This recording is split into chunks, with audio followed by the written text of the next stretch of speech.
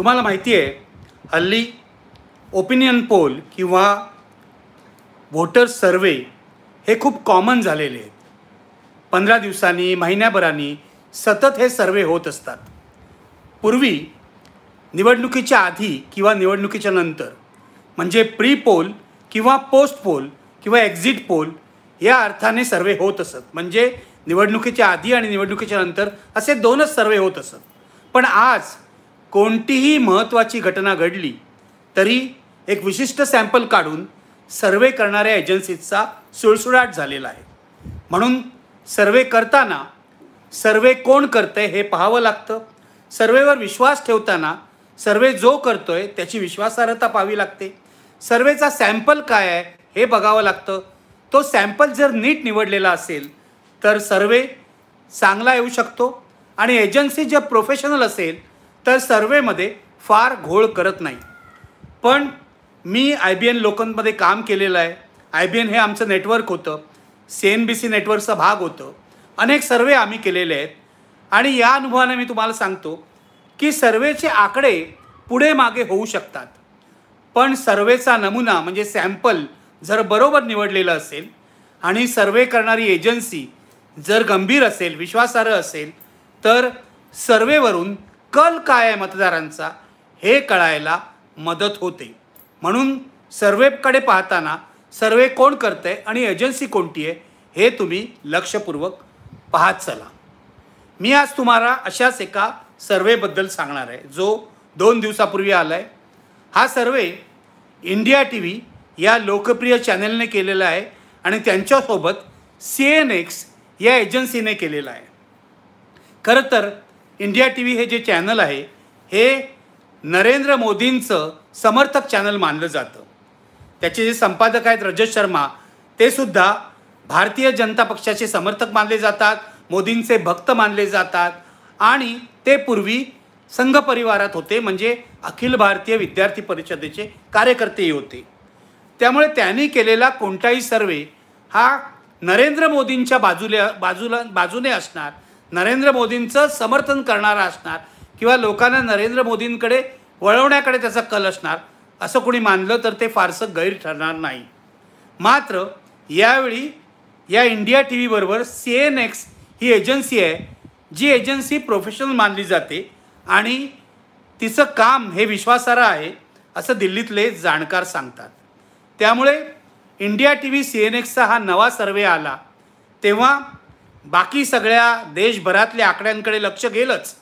पण ते आकडे माझ्या अपेक्षेप्रमाणेच होते. कारण या सर्वेमध्ये जे सांगितलं आहे देशभरातलं चित्र त्यानुसार नरेंद्र मोदी पुन्हा एकदा 2024ला लोकसभा निवडणूक जिंकणार हे त्यांनी भाकीत वर्तवलेलं आहे, तसे आकडे दिलेले आहे. या सगळ्या त्यांच्या सर्वेमध्ये असं दिसतंय की नरेंद्र मोदी आणि भाजपचे खासदार कमी होणार आहेत. लक्षात घ्या आज भाजपचे 303 खासदार आहेत.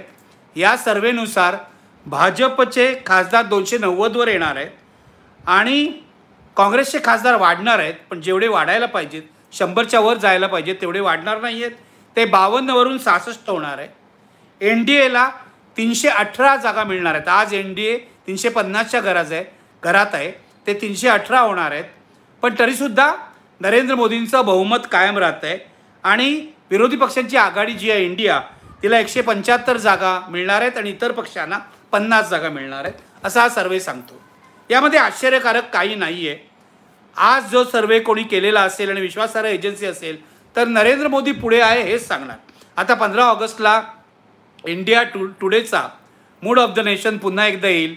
त्यामध्ये काय म्हणतायत बघा. पण तिथेही माझा असा अंदाज आहे की नरेंद्र मोदी हे विरोधी पक्षांपेक्षा पुढे आहे असं चित्र दिसणार आहे. कारण लोकसभा निवडणुकीला अजून 8 महिने शिल्लक आहेत. वातावरण तापायचं आहे. त्यामुळे आज सर्वेमध्ये जे चित्र आहे ते मोदींची आघाडी असं दिसणार आहे, त्यापेक्षा वेगळं काही दिसणार नाही. परंतु हा जो इंडिया TV आणि CNXचा सर्वे आहे त्यामध्ये महाराष्ट्राचे जे आकडे देण्यात आलेले आहेत ते भाजपच्या दृष्टीने धक्कादायक आहे.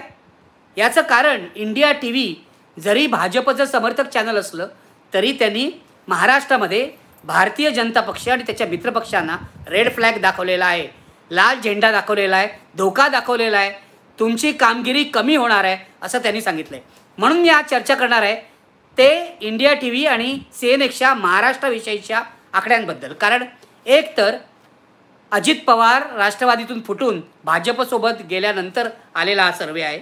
सगळ्यात महत्त्वाची गोष्ट ही आहे, याआधी तुम्हाला माहिती आहे अजित पवारनी लगेच सोडल्यावर सकाळ आणि साम TVने एक सर्वे केला होता, पण त्यामध्ये कुणाला किती जागा मिळतील हे काढलं नव्हतं.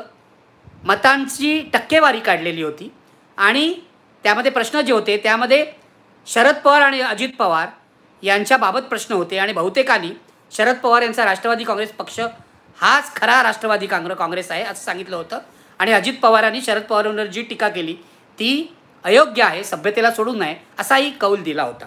त्यामध्ये सीट सांगितल्या नव्हत्या. त्यामुळे या इंडिया TV आणि CNN सर्वेचं वैशिष्ट्य आहे की याच्यामध्ये कोणत्या पक्षाला किती जागा मिळणार आहेत, कोणत्या पक्षाचे किती खासदार निवडून येणार आहेत येत्या लोकसभा निवडणुकीमध्ये हेही सांगितलेलं आहे. लक्षात घ्या 2019च्या लोकसभा निवडणुकीमध्ये भाजप शिवसेना युतीने जबरदस्त विजय मिळवला होता महाराष्ट्रामध्ये आणि 48 पैकी 41 जागा भाजप शिवसेना युतीच्या पदरात पडलेल्या होत्या. म्हणजे मोदींचा करिश्मा चालला होता असं त्यावेळेला म्हटलं जात होतं. मोदींना आणि भाजपला जबरदस्त यश महाराष्ट्रात मिळालं होतं. 48 पैकी 41 जागा मिळाल्या होत्या. यापैकी भाजपला 23 जागा मिळाल्या होत्या आणि अखंड शिवसेनेला 18 जागा मिळालेल्या होत्या. त्यावेळेला शिवसेनेमध्ये 2 भाग झाले नव्हते, दुही माजली नव्हती, त्यांना 18 जागा मिळाल्या होत्या. काँग्रेसचा दारुण पराभव झाला होता, काँग्रेसला फक्त 1 जागा मिळाली होती. त्यानंतर राष्ट्रवादी काँग्रेससुद्धा अखंड होती, त्यावेळेला तिला 4 जागा मिळालेल्या होत्या. MIMला 1 जागा औरंगाबादची मिळाली होती आणि 1 जागेवर इंडिपेंडंट निवडून आला होता.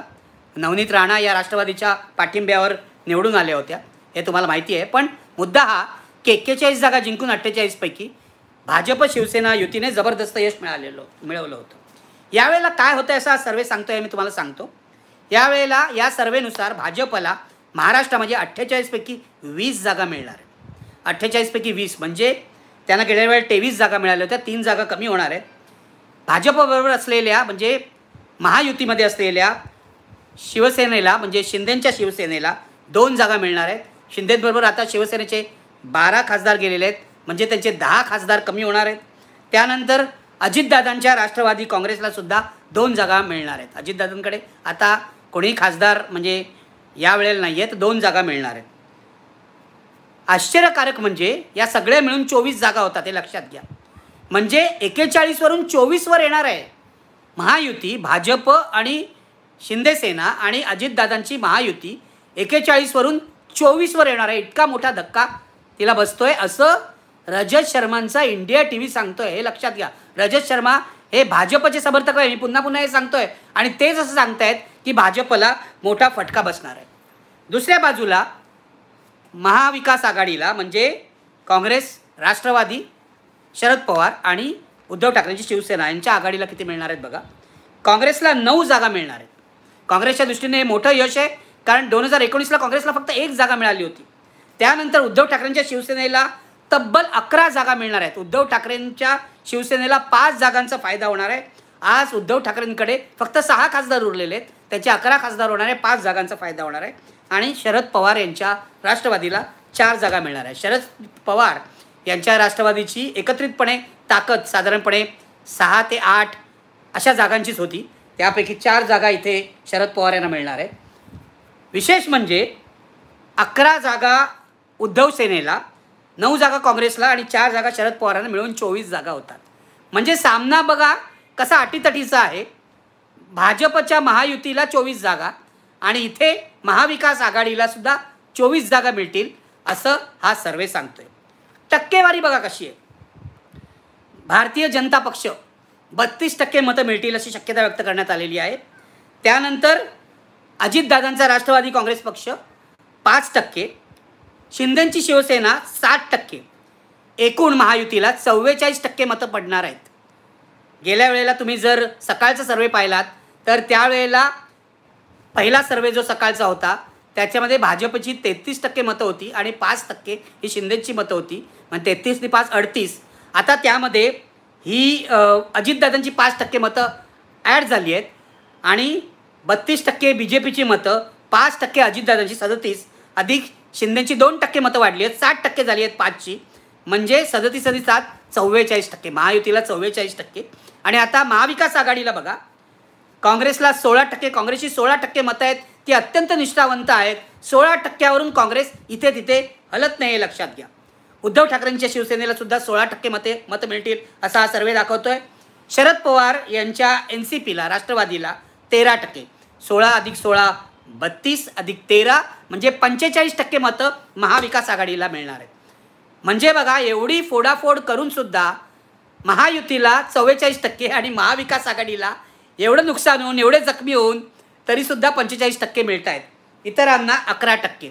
याचा अर्थ महाविकास आघाडी 1%ने का होईना पण महायुतीच्या म्हणजे भाजपच्या महायुतीच्या पुढे आहे. प्रश्न असा निर्माण होतो यामध्ये की मग भाजपने मिळवलं काय? एवढी शिवसेना फोडली, एवढं राष्ट्रवादी काँग्रेस फोडलं, शिंदेना मुख्यमंत्रीपद दिलं, स्वतः कमीपणा घेऊन फडणवीसांनी उपमुख्यमंत्रीपद घेतलं, अजितदादांना सुद्धा उपमुख्यमंत्रीपद दिलं, एवढी सगळी मंत्रिपदं दिली, टोटल 9 मंत्रिपदं दिली. अशा वेळेला जर मतांमध्ये फार काही फरक पडणार नसेल तर अमित शहा, फडणवीस, नरेंद्र मोदी आणि भाजपने मिळवलं काय हा प्रश्न निर्माण होतो. कारण अजूनही महाविकास आघाडीवर मात करण्यात महायुतीला यश येत आहे असं दिसत नाही. याचा अर्थ काय आहे हा आपण बघितला पाहिजे. पण त्याआधी वेगवेगळ्या विभागामध्ये काय कामगिरी होणार आहे बघा. या सर्वेनुसार उत्तर महाराष्ट्रामध्ये NDAला म्हणजे महायुतीला 5 जागा मिळतील आणि इंडियाला म्हणजे महाविकास आघाडीला 5 जागा मिळतील. समसमान विभागणी आहे. त्यानंतर मराठवाड्यामध्ये महाविकास आघाडी पुढे आहे, त्यांना 6 जागा मिळतील आणि NDAला 2च जागा मिळतील. मुंबईमध्ये NDA म्हणजे महायुती पुढे आहे, त्यांना 4 जागा मिळतील आणि महाविकास आघाडीला 2 जागा मिळतील. ठाणे आणि कोकणमध्ये सुद्धा महायुती पुढे आहे, त्यांना 5 जागा मिळतील आणि इंडियाला म्हणजे महाविकास आघाडीला 2 जागा मिळतील. पश्चिम महाराष्ट्रामध्ये पुन्हा महाविकास आघाडी पुढे आहे, 6 जागा मिळतील महाविकास आघाडीला आणि NDAला म्हणजे महायुतीला 5 जागा मिळतील. विदर्भामध्ये समसमान वाटप होणार आहे. विदर्भातल्या 10 जागांपैकी 5 जागा या महायुतीला मिळतील, 5 जागा महाविकास आघाडीला मिळतील. म्हणजे अटीतटीची झुंज जी म्हणतात ती महाराष्ट्रात दिसते. मगाशी मी सांगितल्याप्रमाणे महायुतीकडे 44% मतं आहेत, महाविकास आघाडीकडे ही 45% मतं आहे. अजूनही महाविकास आघाडी 1%नी पुढे आहे, हे मी तुम्हाला मगासपासून सांगतोय. याचा अर्थ काय होतो? याचा अर्थ असा, एक तर भाजपने शिंदेना फोडलं, एकनाथ शिंदेना फोडलं, शिवसेनेला जायबंदी केलं, उद्धव ठाकरेंना उद्ध्वस्त करण्याचा प्रयत्न केला, त्यांची निशाणी काढून घेतली, त्यांचं नाव काढून घेतलं, तरीसुद्धा भाजपला जो फायदा व्हायला पाहिजे तो होत नाही आहे. पूर्वी भाजप आणि शिवसेना युती मिळून 45%च्या वर मतं जात होती. भाजपची जवळजवळ त्यावेळेला 29% मतं होती आणि शिवसेनेची 18-19% मतं होती. म्हणजे ही दोन्ही मतं मिळून 45%च्या वर जात होती. ती असं मानलं जात होतं नैसर्गिक युती आहे, हिंदुत्वाच्या आधारावर झालेली युती आहे. पण आता ती युती तुटल्यापासून भाजपला खरा साथीदार मिळवताच येत नाही. शिंदेना घेतलं पण शिंदे 5%वरून 60%वर आले आहेत, 2% जास्त आहेत. पण शिंदेचे 2च खासदार निवडून येत आहेत हे लक्षात घ्या. म्हणजे शिंदे भुईसपाट होत आहेत. शिंदेंकडे आज 12 खासदार गेलेले आहेत. 2च खासदार जर निवडून येणार असतील तर याचा अर्थ 10 खासदारांचा पराभव होणार आहे हे लक्षात घ्या. म्हणजे शिंदेना मोठा फटका बसणार आहे. अजितदादांना काय लोकसभेच्या निवडणुकीमध्ये फारशी ताकद नव्हती, पण भाजपला असं वाटत होतं अजितदादा जर आपल्या सोबत आले तर आपल्याला काही मतं मिळतील शरद पवारांची. पण बहुसंख्य मतं शरद पवारांकडेच राहताना दिसत आहेत.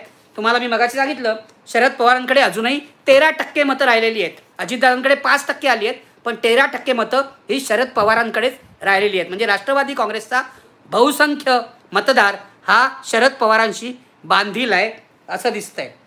याचा अर्थ असा होतो की शिंदेना फोडून, अजितदादांना फोडून त्यांना एवढी सत्तेची पदं देऊन भाजपला जो निर्विवाद विजय मिळायला पाहिजे तो मिळत नाही आहे. आत्ता या तिघांच्या मिळून भाजप, शिंदे आणि अजितदादा तिघांच्या मिळून 195 जागा मिळत आहेत. पण लोकसभेला या जागा 48 पैकी 24वर म्हणजे 50%वर येत आहेत हे लक्षात घ्या. याचा अर्थ लोकसभेसारखा निकाल विधानसभेला येतोच असं नाही. गेल्या वेळेलाही आपण बघितलं होतं विधानसभेला भाजपला संपूर्ण बहुमत मिळालं नव्हतं. पण आता जर असं लक्षात घेतलं की ही महाराष्ट्रातली परिस्थिती आहे, तर विधानसभेला काय होऊ शकतं याचं गणित मी नाही मांडत, तुम्ही मांडा. याचं कारण जर महाविकास आघाडी जर एकत्र राहिली, महाविकास आघाडी जर पूर्ण सामर्थ्यानिशी लढली, तर भाजपच्या महायुतीला पराभवाची धूळ चारू शकते, हे लक्षात घ्या विधानसभेला. कारण जर महाविकास आघाडीला मोदींचा करिश्मा असताना सुद्धा लोकसभेला 24 जागा मिळत आहेत. तुम्ही लक्षात घ्या, गेल्या वेळेला महाविकास आघाडी म्हणजे काँग्रेस, NCP आणि शिवसेना नव्हती, त्यामुळे काँग्रेस, NCP यांना 5 जागा मिळालेल्या होत्या आणि MIM आणि इंडिपेंडेंटला 1-1 म्हणजे 5 आणि 2 7 जागा. 7 जागा बिगर भाजप पक्षानं मिळाल्या होत्या, हे लक्षात घ्या. या जागा आता 24 वर जात आहेत. मग विधानसभेला महाविकास आघाडीला मोठं यश मिळेल अशी आशा त्यांना बाळगायला काही हरकत नाही. पण काही प्रश्न आहेत. प्रश्न हा आहे, भाजप हा सर्वे ऐकून किंवा त्यामध्ये सुद्धा त्यांना कळलं आहे की एकनाथ शिंदे आपल्याला काही मदत करत नाही, म्हणून त्यांनी अजित पवारांना बरोबर घेतलेलं आहे. आता जर त्यांना हे कळलं की एकनाथ शिंदे मदत करत नाही, अजित पवारही मदत करत नाहीत, आपल्याला पुरेशी थोडी मदत करतायत, तर ते आणखी एक लचका कशावरून तोडणार नाहीत. आणि हा लचका कोणाचा असेल, तर हा लचका काँग्रेसचा असू शकतो. ते अनेक काँग्रेसच्या आमदारांवर गळ टाकून बसलेले आहेत अनेक दिवसांपासून. जे कानावर येत आहे त्यानुसार काँग्रेस अजून फुटलेली नाही, काँग्रेसचे आमदार अजून भाजपसोबत गेलेले नाहीत, पण गळ टाकून बसलेले आहेत. अनेक आमिषं दाखवली जात आहेत.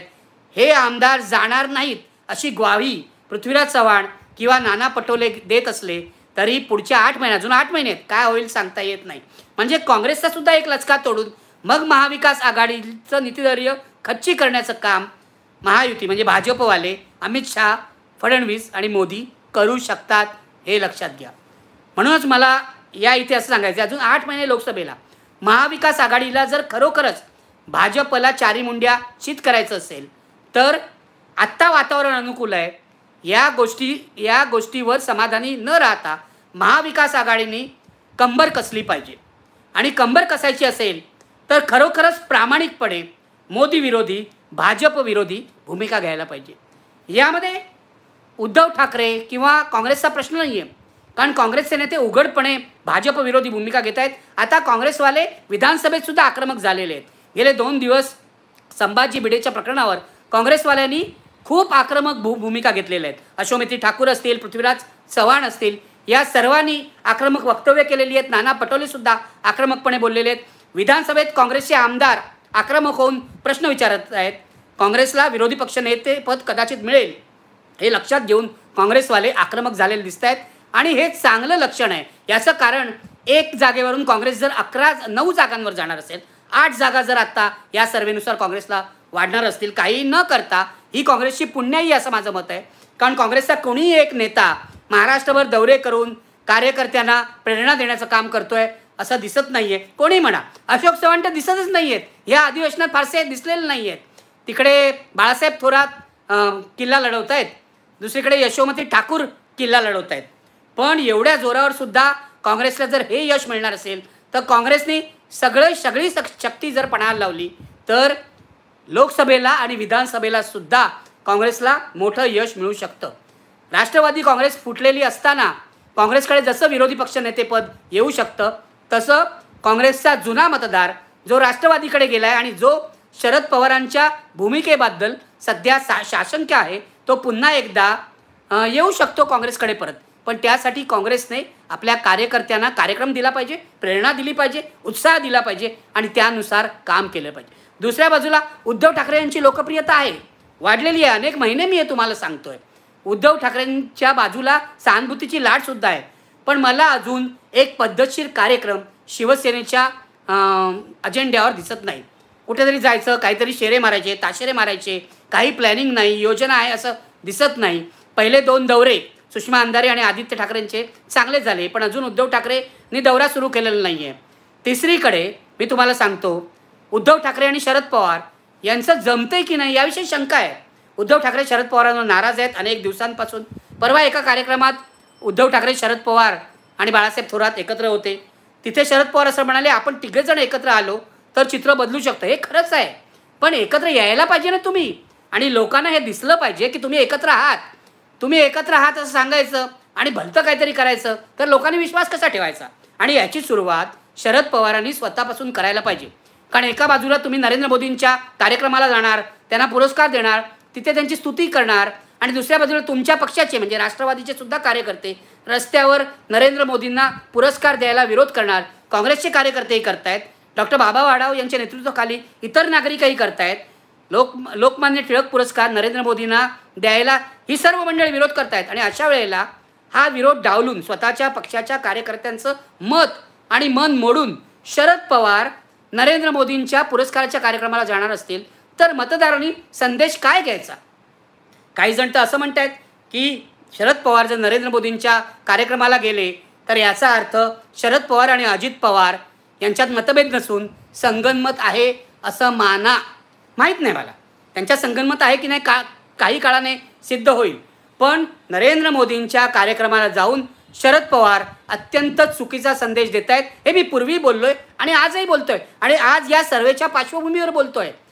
शरद पवार यांची टक्केवारी जर वाढायची असेल, महाविकास आघाडीचं बळ ज्याप्रमाणे काँग्रेसचं बळ वाढलं आहे, ज्याप्रमाणे उद्धव ठाकरेंच्या शिवसेनेचं बळ वाढलं आहे, त्याप्रमाणे शरद पवारांच्या राष्ट्रवादीचं बळ वाढायचं असेल तर शरद पवारांनी आपली भूमिका निसंदिग्धपणे समोर आणायला पाहिजे. शरद पवारांविषयी आज संशय आहे, काँग्रेस आणि उद्धव सेनेमध्ये सुद्धा संशय आहे. शरद पवारांविषयी राष्ट्रीय पातळीवर सुद्धा संशय आहे. शरद पवार आपल्यासोबत राहतील की नाही ही शंका सोनिया गांधींपासून विरोधी पक्षातल्या अनेक नेत्यांना, लालू यादव यांच्यापर्यंत अनेक नेत्यांना वाटते आहे. शरद पवारांचा विश्वास वाटत नाही असं हे नेते खाजगी पत्रकारांशी बोलतायत. त्यामुळे शरद पवार जर नरेंद्र मोदींच्या कार्यक्रमाला गेले तर ती मोठी घोडचूक ठरणार आहे आणि शरद पवारांच्या राष्ट्रवादी काँग्रेसच्या भूमिकेबद्दल मोठं प्रश्नचिन्ह उभे राहणार आहे. आजच्या या कार्यक्रमामध्ये मी जे हेडिंग दिलं आहे की अनुकूल आहे, परिस्थिती उद्धव ठाकरे आणि काँग्रेसला अनुकूल आहे, पण ही अनुकूल परिस्थिती जर अशीच राहायची असेल आणि महाविकास आघाडीच्या बाजूने लोकांचा कौल मिळायचा असेल तर शरद पवारांनी सुद्धा आपली भूमिका स्वच्छ ठेवायला हवी. एका बाजूला मी मोदींशी बोलणार, एका बाजूला मोदी माझी स्तुती करणार, दुसऱ्या बाजूला मी मोदींची स्तुती करणार, तिसऱ्या बाजूला मी जाऊन अडाणीच्या भेटी घेणार, त्यांच्याकडून देणग्या घेणार आणि मग मात्र लोकांना सांगणार नाही नाही आपल्याला मोदींशी लढायचं आहे. हा बंपकपणा आहे, हा ढोंगीपणा आहे, हा शरद पवारांनी थांबवला पाहिजे. मी मागे म्हटलं होतं की शरद पवार आणि उद्धव ठाकरे ही डबल बॅरल गन आहे, पण सध्या त्यातल्या एका गनमधला म्हणजे शरद पवारांच्या गनमधली गन पावडरच निघून गेलेली दिसते. तुम्ही बघा गेले 15 दिवस शरद पवार शांत आहे. अजित पवारांचे आमदार येतात, त्यांच्या पाया पडतात, हे काही बोलत नाहीत. यांची भूमिका अत्यंत संशयास्पद आहे. आता मोदींच्या कार्यक्रमाला हे गेले तर हा संशय वाढणार आहे. म्हणूनच मला वाटतंय की महाविकास आघाडीला जर भाजपचा आणि त्यांच्या मित्रपक्षांचा पराभव महाराष्ट्रात करायचा असेल आणि या सर्वेनुसार 24-24 अशा समसमान जागांचं वाटप होतं आहे लोकसभेला, ही आपली बाजू, आपला किल्ला जर महाविकास आघाडीला बळकट करायचा असेल तर त्यातल्या तिन्ही पक्षांनी ऐक्य टिकवलं पाहिजे आणि आपला अजेंडा हा स्पष्ट केला पाहिजे लोकांसमोर.